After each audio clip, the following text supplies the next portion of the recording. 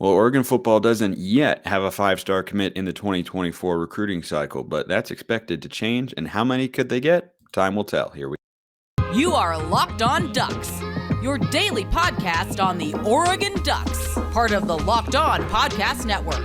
Your team every day.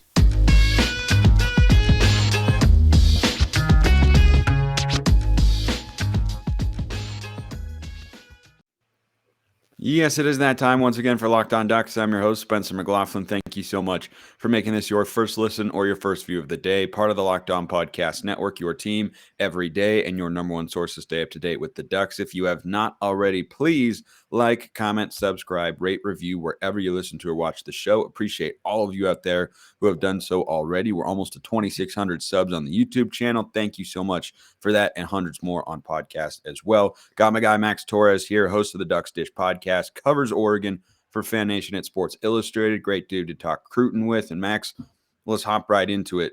The five-star players are the ones that always grab the most headlines, right? Because you can't get more than 5 stars. There's no such thing. I think you can be a 6-star kicker. I think that's it. But when you're talking about position players that are not special teamers like that, 5 stars are the most you can get. They get the most attention. Oregon's never had more than 3 in a single recruiting class. They don't have one yet, but I fully expect that to change. And by the way, that's kind of, I don't think demand is the right word, but like I'm saying that's a standard now based on what Lanning and Lupo and all these guys have done from a recruiting standpoint. We should routinely expect to see multiple 5 stars in a recruiting class. Yeah, no, I think that's definitely become the case in Eugene. The recruiting potential is being completely tapped into by Dan Lanning and this coaching staff, and they're trying to reach new heights that we haven't seen before in Eugene. And I think that the benchmark for that is a top 5 class, and it is completely doable. That's not to say it's going to be easy. There's some very highly contested battles for some of these top targets that I'm sure we're going to get into. But just with the work that they've put in, the visitors that they've already hosted, the visits that they're going to host this month, talking about that June 23rd weekend will play a pivotal role in if they're ultimately able to seal the deal with some of these top 5-star guys that they've been swinging for. And now it's time to kind of finish the job with a lot of these guys eyeing summer commitments. So when you're talking about the 5-star names that Oregon fans should have on their radar, we've mentioned several here on the show. You're of course super tapped in on the recruiting beat, and if you haven't, started reading his stuff over at Ducks Digest, then by all means you should definitely do that because he's got great stuff over there all the time. But Brandon Baker, Elijah Rushing, Williams, the linebacker. I keep wanting to call him Justin Williams. I keep wanting to call him Dylan Williams. I don't really know why. I don't know where that came from. Maybe that's another guy they're going after. Oh, okay. He's a linebacker too. He's out here in Long Beach. Okay, so I'm not crazy. This is good. This is why I bring you on, to remind me that I'm not fully crazy, only partially. So those are some of the names that Oregon's been after, that they're maybe trending towards for some of these guys. Are there any other 5-star names, just focusing on those kids? There are plenty of other recruits the Ducks are interested in. Are there any other 5-star names that you've kind of heard Oregon should have on their radar for 2024? Yeah, absolutely. I think, we were kind of talking about this before we hit record. We were kind of setting up the show rundown and whatnot. And I think I kind of want to break it into 2 groups. 5 stars that I'm feeling, decent about, a couple that I think Oregon leads for, and then a couple of guys that Oregon's involved in, but I think that those battles have a little bit more, runway, more of a, more ground to cover. And maybe Oregon needs to kind of make up some, ground. So Elijah Rushing, definitely probably the easiest name that you can throw into that mix for Oregon. 5-star edge rusher out of South Point Catholic in Tucson, Arizona. He's going to be arriving in Eugene, depending on when this comes out, but he's supposed to start his official visit on Friday, June 2nd. So that is a really important official visit for Oregon.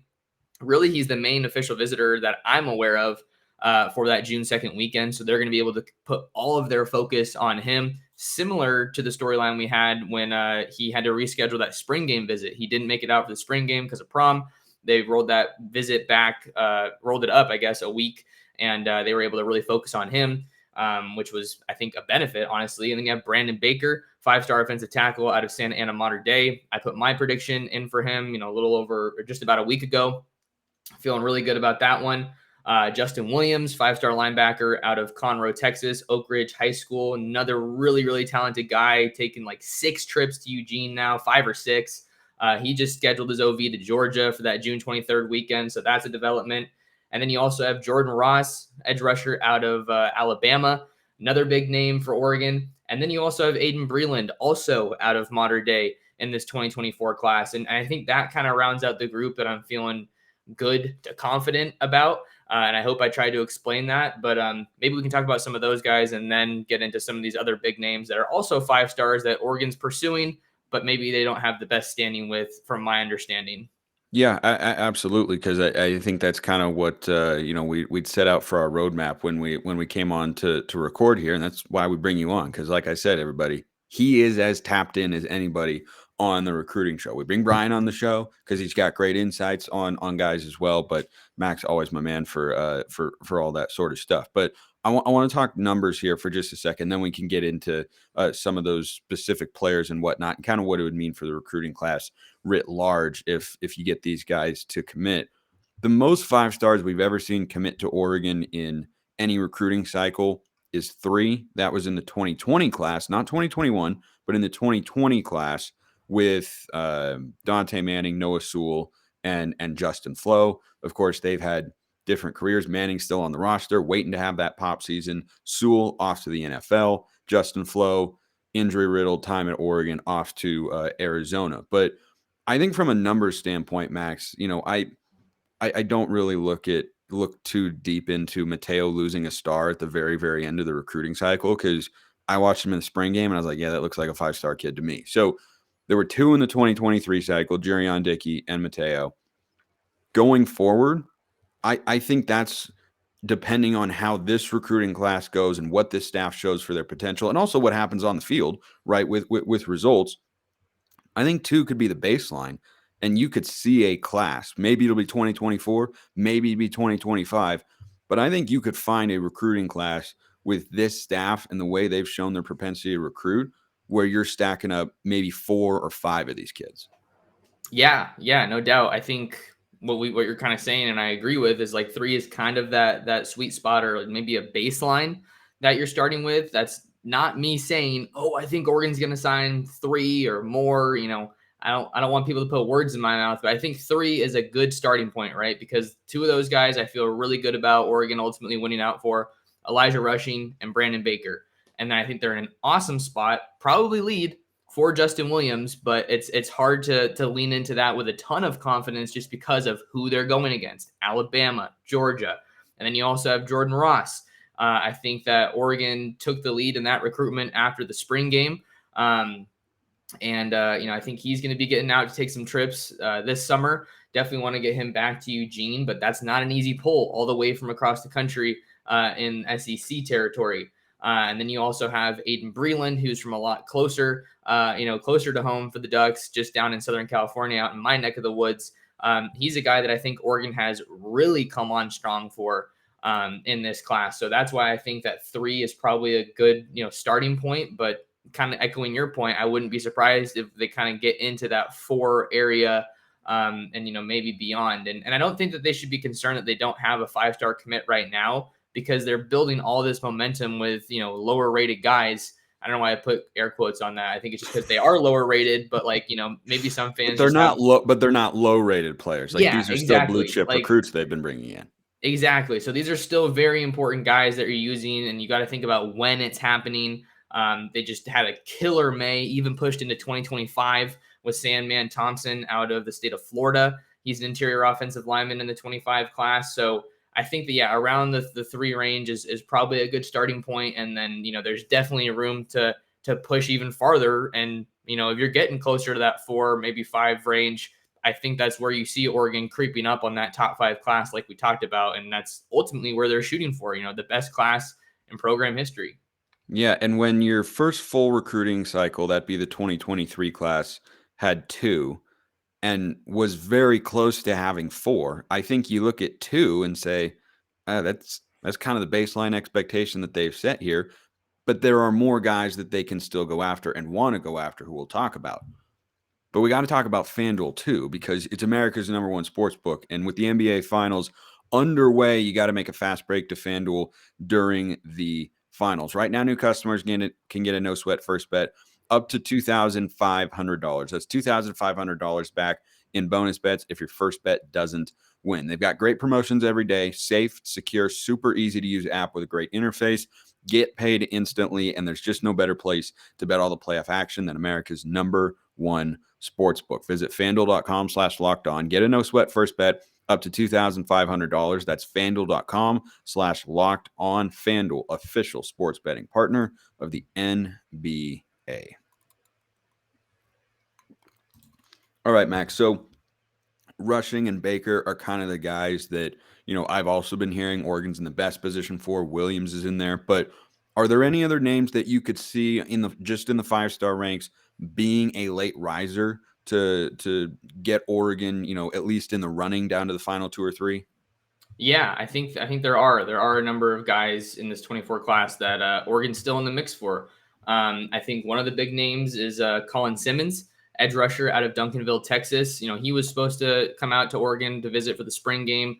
That trip ultimately didn't happen. So I think a lot of fans on the surface are like, okay, Oregon have they lost ground there?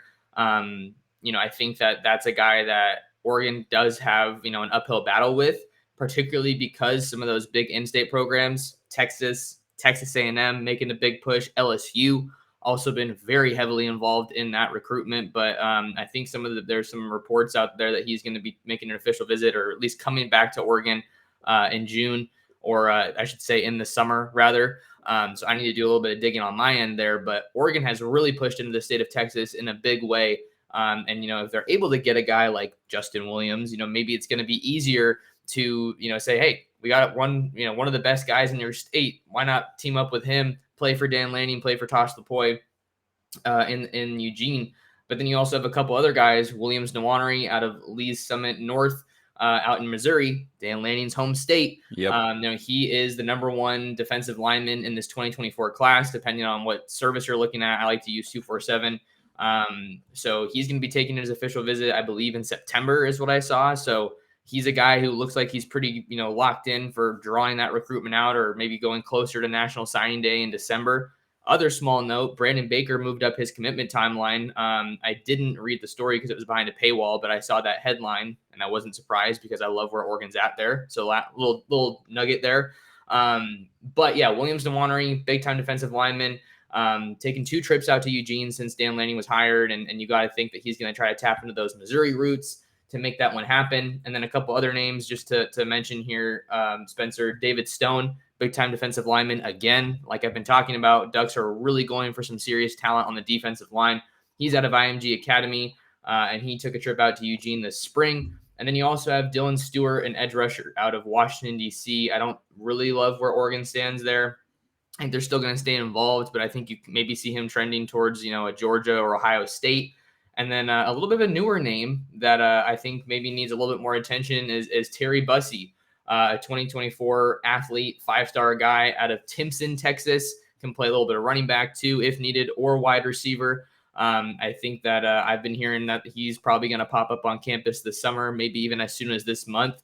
So keep an eye out there for some of those guys. You got to keep kicking the tires and, keep talking to them if they're going to listen. And then if you get them out to Eugene for a visit, I mean, that's when you really, I think, can see things change, because like recruits can kind of flirt with their Oregon interest on social media, be like, oh, I want to come out to Eugene, or Oregon's super cool. But to me, I don't put too much stock in it until they actually show that interest by taking a visit, especially of the unofficial variety. I think that is really telling, because the school is not covering that trip.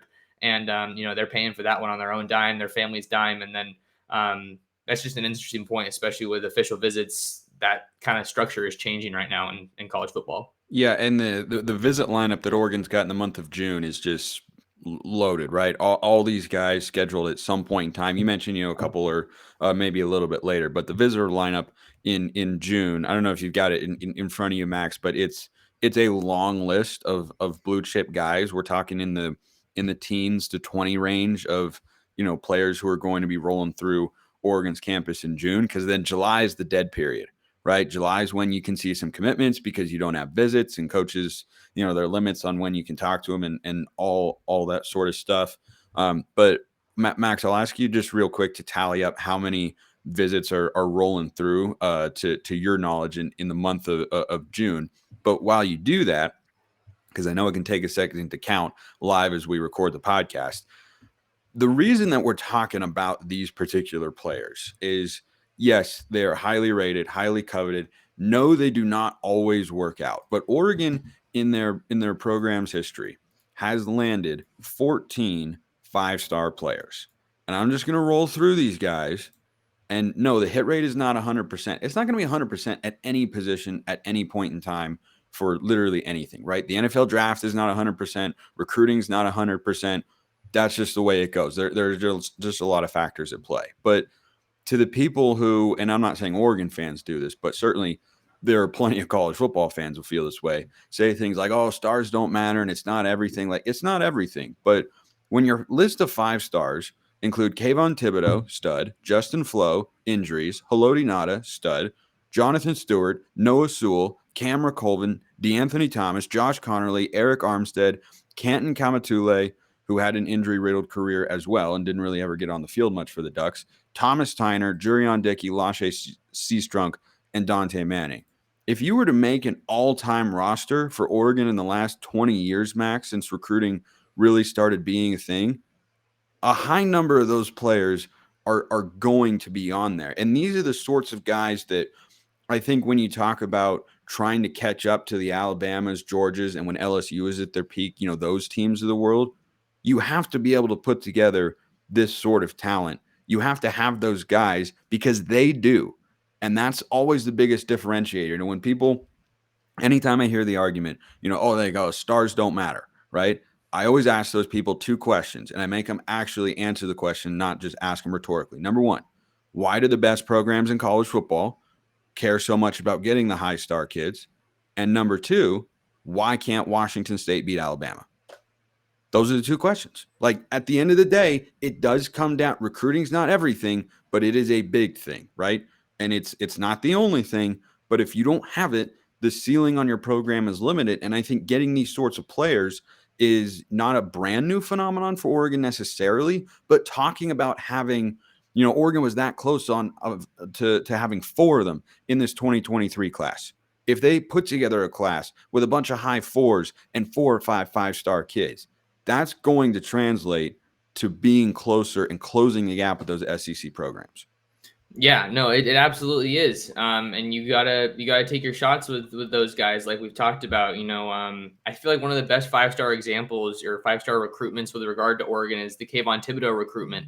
Oregon was involved there, but what really set them apart was that visit for the Washington game, which I think that was the game when when CJ Verdell had that touchdown run up the middle, the walk off in overtime, which was huge because Oregon was kind of down as a program. And I think that really kind of, not that they're back necessarily at that point, but that was a big hump for them to get over, especially to beat Washington again after getting the absolute brakes beaten off of them, a couple years prior, the whole Jake Browning point game, the 70 piece at home, horrible. But that visit shook up Kayvon Thibodeau's recruitment and left such a big impression that, Oregon just wasn't gonna end up losing that one. So yeah, I think the guys, you got to get those guys. And that is part of the reason that, you don't see Washington State being able to contend with a program like Alabama. But it's also worth mentioning, Spencer, we were talking about this a bit before, hopefully I'm not jumping the gun, but it doesn't mean anything if you get these 5 stars and you don't develop them or they don't reach their potential, which I think, it's on the coaching staff and it's on the player.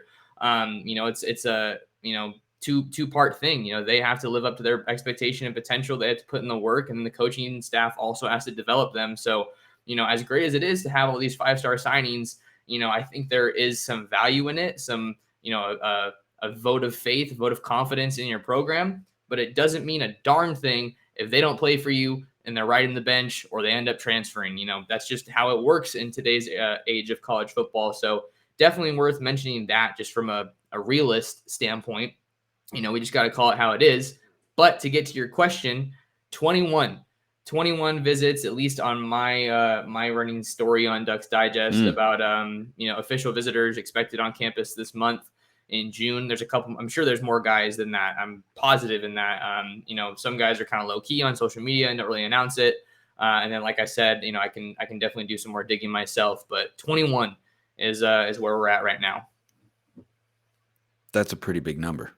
That is a pretty substantial number, I would think, and is indicative of, what we've hinted at not so subtly many times here on the show, is that this staff is an absolute grinder of a staff. Like, they are busting their butts to recruit as high of a level, or at as high of a level as they possibly can. And hopefully that pays off with some of these big time kids. Because when you're looking at where Oregon's class stands right now, Max, it's 6th in the country. If you add 5 stars to the mix, you can see that go up another level, right? And you can push for the best class in school history. And does that automatically translate to wins? No, because to your point, kids have to be able to click at the college level. Kids have to be developed. But when these 5-star kids play at that sort of level where they do develop, it looks like Kayvon Thibodeau, who looked different and was different than everybody else. Like there have been some great edge rushers. There have been some great defensive linemen for Oregon. None of them were as dominant as KT. They just were not. DeForest Buckner was not. Eric Armstead was not. I think the only guy who's close probably is Haloti Ngata, but they're different players, right? Haloti's on the interior. Kayvon is on the edge. Haloti, by the way, also a 5-star guy. So I think that's a great point that, it's half the battle to get these sorts of kids. It's another battle to then get them to realize their full potential. Because look at a guy like Dante Manning. He comes into Oregon, and I'm frankly, when I think about what the expectations probably were, I wasn't hosting the show, of course, so I wasn't thinking about this stuff as deeply. But the expectations for Dante Manning coming out of high school, I probably would have been surprised if you told me, hey, going into 2023, Dante Manning's still going to be on the roster. I would have said, what do you, 2020, 21, 22, 3 years and he's gone to the NFL, right? And he does have those sorts of traits, but it hasn't clicked yet. And maybe it does for him this year. I'm not, getting my hopes up about that, because we've seen him year in and year out he's not a bad football player, by the way. He's just not at his full potential to where he's a shutdown, lockdown, explosive, big-time playmaking corner. Maybe this is the year. Second year with Lanning and Lupoy involved heavily there in the defense where he makes that sort of jump. I don't know. But there are two sides to all this recruiting stuff, to your point, which is you've got to be able to teach them how to play the game and maximize their talents, because that star rating is essentially an indication of what your physical traits are compared to your peers. And Manning's, by the way, are superior. He's got the most athleticism of anybody in that corner room. I don't know that there's really a close second at this point in time. It's the other stuff that he's still got to learn to develop to maximize his talent. Yeah, I think that, he's a good example, because it's kind of like, he's, I don't know if middle of the road is the right way to describe it, but, the way you put it, he hasn't reached his full potential and hasn't lived up to expectation, specifically as it pertains to that 5-star billing. I think, a lot of people see 5-star and you expect them to play right away. And I don't think that that's an unreasonable expectation, but it's not always fair. And I think it kind of varies from case to case. Depends on the situation you're going into. If you have a room loaded with vets, it's going to be harder to break through. Or if you're going into a depleted room, the staff may have no choice but to put you out there. I think a little bit about the cornerback room when Thomas Graham and DeAndre Lenore were starting up their careers at Oregon. It was not very good. It was very thin, and they were thrown into the fire. And that was a rough season in 2017, I want to say it was. But, they ultimately ended up developing into some of the better cornerbacks that have come through Eugene in recent years. They were foundational pieces of the best secondary Oregon's had probably in the last decade. And that's what I was getting to. They took their licks early. They got thrown into the fire. Not the best true freshman seasons, but, it kind of accelerated their development in that way.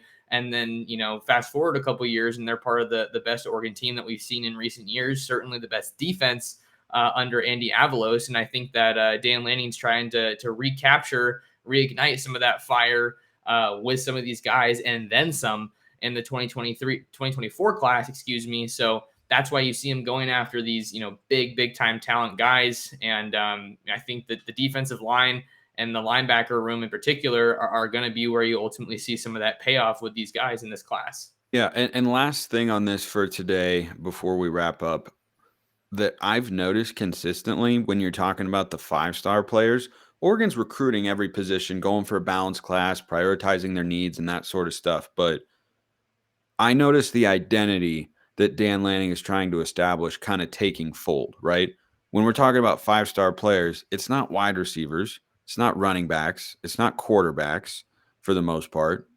It's offensive linemen, it's defensive linemen, it's linebackers. Heck, it's not even corners and safeties, really. I mean, there was the whole Peyton Bowen debacle a year ago, but for the most part, it's the trenches, right?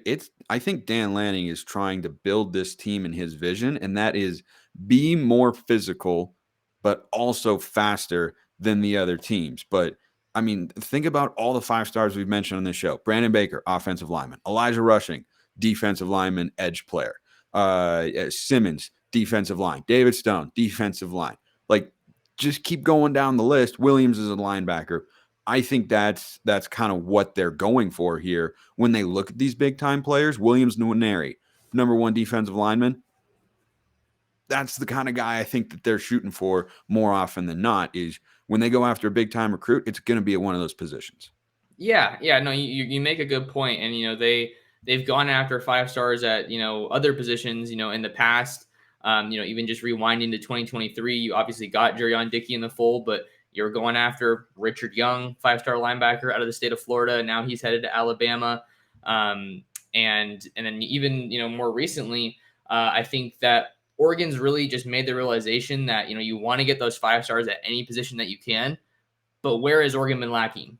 The trenches. You can get things done with, those 4-star guys, high 4-star guys in the secondary. Oregon's shown that, but they've shown that you can't get the product that you want necessarily, or it's a little bit harder to get to that, end product, those end goals and accomplishments, if you're not bringing in, a couple of those 5-star guys in the trenches. And they've done it on the offensive line plenty of times. You look at guys like Penei Sewell, recently. I actually don't know if he was a 5-star, but, one of those elite names on the offensive line. Penei was a high 4. Yeah. So they've done that. I think the talent on the here's the easiest way to put it. The caliber of talent that Oregon is recruiting and landing on the defensive line is catching up to what they've done on the offensive line. I think that's the easiest way to put it, is that, they've become a destination for elite offensive linemen under Mario Cristobal and Alex Mirabal. Oregon fans can thank them for doing that. They're going to continue to be a destination for elite offensive linemen. That's under Lee Terry. That's why I put in a prediction for Brandon Baker. That's why I feel good about Jaquan McRoy out of the state of Alabama, 2 bookend tackles. And then now, Tony Tuioti, Tosh Lapoy, Dan Lanning are saying, okay, that's cool. Watch us go to work. Let's get some elite guys of our own in the trenches, because that's where you're seeing Oregon falling short, getting after the quarterback, living in the backfield. They've shown that they can develop, a good run defense. But that's only half the battle, because your secondary is, scrambling for their lives, trying to, they're looking bad because the pressure, the quarterback's got all day back there. Michael Penix has all the time in the world to dice up that secondary and, hit you over the top, because guys can't get home getting after the quarterback. So that's why they're going after these elite guys on the defensive line, in that front 7 at the linebacker core as well. And, that's why they're taking priority. And I think that's also part of the reason, Spencer, that a lot of this class that you're seeing so far in 2024 is already coming on the offensive side, with guys like Jordan Anderson. You got both your quarterbacks in the fold already with Moga and Van Buren. I love the way that they're doing this, because now they can put more of their attention onto the defensive side of the ball. And that's where Lanning and Lapoy, the 2 heavy hitters, and then, got Demetrius Martin as well. They're like, okay, great job offense. Now it's time for us to come in and really make this push. I I don't know why I'm kind of just getting really excited as I say that, because like, we're going into the summer. It's an exciting time. June's If you going to be look a at heck it, of you're a like, month. how can you not be excited about this stuff? Yeah, I don't know. It's just, yeah, it's cool because I don't know. I just love doing this. It's super fun. And, especially when you can kind of see some of the stuff coming as, I get more tapped in and whatnot. It's just really exciting because, covered the team for a long time. I feel like it's just another example of how Lanning, I think, is going to be that coach that gets them into the top 5 recruiting class, which, doing that one cycle is an awesome accomplishment. But if they want to get to the levels of the Bamas, the Georgias, the Ohio States, you got to do it every year. They're not there yet, but that's where they're trying to get, and I think that they're going to do it for the first time in 24. This show is Locked On Ducks. Max Torres, though, is as locked in as anybody that I know. Absolutely, positively dialed. Max, always great talking to you, man. Great talking to you, Spencer. Thanks for having me on, man. Always good to talk some Ducks. Yes, indeed. Once again, everybody, no show on Monday. I got a travel situation on Sunday, so I'll be busy all day. Won't record a show, but back in your feeds on Tuesday. I will see you then. Appreciate everyone listening. Have a wonderful rest of your day and a great weekend, and go Ducks.